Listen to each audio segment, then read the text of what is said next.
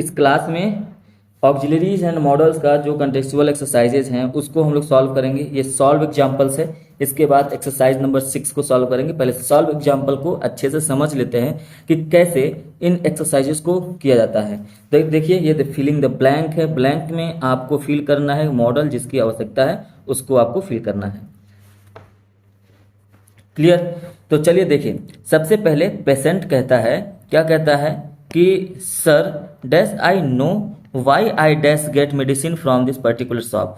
तो इतना पढ़ने से आपको आइडिया ये लग जाएगा कि सर लगा हुआ है, मतलब ये कि कहीं ना कहीं आपको ये बताना है कि यहाँ पर कौन सा मॉडल फिल करना होगा। क्या यहाँ पे विल फिल कर दें, मे, कैन या मस्ट, इनमें से कौन सा जो है फिल करें। तो सबसे पहले आप यहाँ पे देखिए सर लगा हुआ है, मतलब रिक्वेस्ट की बात किया जा रहा है, और जब रिक्वेस्ट की बात की जाएगी तो क्या फिल करेंगे, मे। तो क्या फिल करेंगे, मे। आपको पता है कुड का भी यूज होता है, मे कैन का भी यूज होता है, लेकिन जब आप रिस्पेक्ट के साथ करते हैं, कहते हैं, रिक्वेस्ट करते हैं, तो यहाँ पर आपको मे फिल करना होगा। तो यहाँ पर आप फिल करेंगे मे। तो ये हो जाएगा मे। सर मे आई नो, क्या मैं ये जान सकता हूँ, why I dash get medicines from this particular shop, मतलब कि मुझे उसी पर्टिकुलर शॉप से ही दवाई क्यों लेनी चाहिए। अब यहाँ पे आएगा चाहिए। अगर चाहिए आ रहा है तो आपको क्या फिल करना होगा, आपके पास कुड है, माइट है, शुड है और वुड है। तो ऐसे कंडीशन में आप क्या फिल करेंगे, शुड, मतलब ये लेनी चाहिए। अब जहाँ पर जो है मोरल ऑब्लिगेशन होता है इस तरीके से तो हम शुड का भी यूज करते हैं।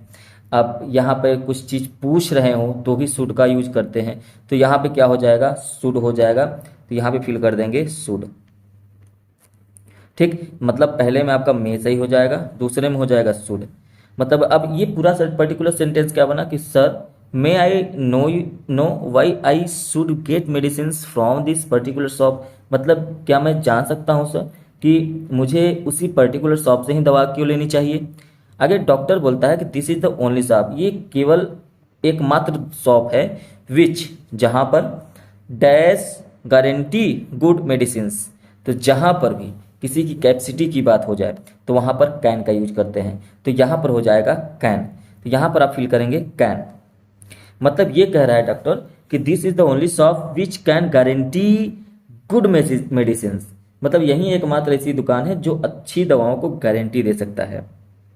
मतलब उसकी कैपेसिटी या कैपेबिलिटी की बात हो गई तो कैन का यूज कर देंगे। आगे कह रहा है कि other chemist dash not supply good medicine, और जो अन्य केमिस्ट हैं वो अच्छी दवाई नहीं दे सकते। तो नहीं दे सकते तो फिर यहाँ पर क्या यूज करेंगे, तो ऐसे केस में आप यूज करेंगे मे। क्या यूज करेंगे, मे। अब बात यह कि यहाँ पे मे क्यों हुआ, क्योंकि यहाँ पर हम लोग पॉसिबिलिटी की बात कर रहे हैं। जहाँ पर पॉसिबिलिटी की बात होती है वहाँ पर मे और माइट का यूज करते हैं, है ना। और मे का यूज कहाँ पे करते हैं, रिस्पेक्ट के साथ। यदि हमको रिक्वेस्ट करना हो तो भी कर सकते हैं। तो यहाँ पर जो मे यूज हुआ है ये रिक्वेस्ट विथ रिस्पेक्ट के साथ हुआ है, और यहाँ पर जो मे यूज हुआ है पॉसिबिलिटी के साथ। मतलब यहाँ पे ये कह रहा है डॉक्टर कि this is the only shop which can guarantee good medicine, मतलब ये एकमात्र ऐसी दुकान है जहाँ पर अच्छी दवाओं को गारंटी दे सकती है।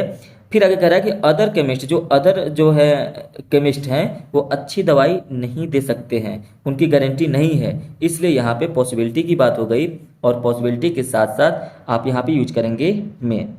उम्मीद है ये बात समझ में आई होगी। आगे बढ़ते हैं। आगे फिर पेशेंट कहता है कि dash you provide me that the list of medicine I have two by, मतलब क्या आप मुझे उन दवाओं की लिस्ट दे सकते हैं जो मुझे खरीदनी है। तो यहाँ पर क्या फिल करें, अब रोगी क्या कर रहा है, जो पेशेंट है वो क्या कर रहा है, वो रिक्वेस्ट कर रहा है। तो अब यहाँ पे देखिए रिक्वेस्ट जो होता है वो रिस्पेक्ट के साथ करने के लिए आप मे का यूज कर सकते हैं। और यदि आप फॉर्मल रिक्वेस्ट कर रहे हैं, है ना, किसी व्यक्ति से फॉर्मल रिक्वेस्ट करते हैं या इंक्वायरी के लिए करते हैं, तो आप यूज करते हैं कैन या कुड।